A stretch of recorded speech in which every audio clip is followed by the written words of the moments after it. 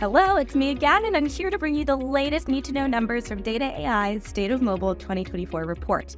So today, we're going to talk about travel, which is possibly one of our favorite topics to talk about, but perhaps one of our wallet's least favorites. So what we saw in 2023 was huge pent-up demand that was realized. We called it revenge travel, where it's this pent-up demand from COVID lockdowns that's still being realized years later.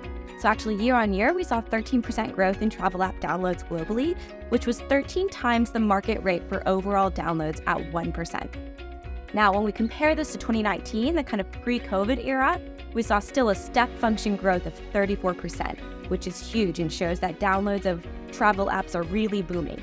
Now, what sectors are people really downloading within the travel space? Number one, integrated travel services were popular. This sector grew 26% year on year and included apps like Expedia.com, Booking.com, Trip.com, and Hopper.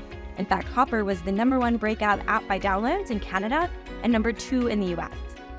We also saw attraction tour booking apps do exceedingly well at 80% growth for the sector.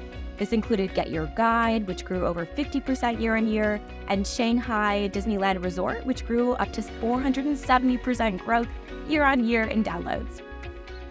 And third, we saw airline booking apps were huge.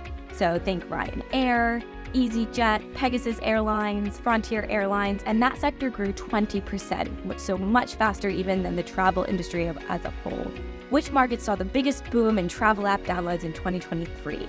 Number 1 was Hong Kong at 79% growth. Number 2 was China at 73% growth.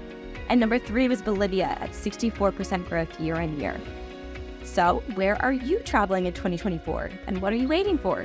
Download those apps and make those bookings, and head to stateofmobile2024.com to research all things you need to know about mobile apps in the travel space and other sectors. And stay tuned for more.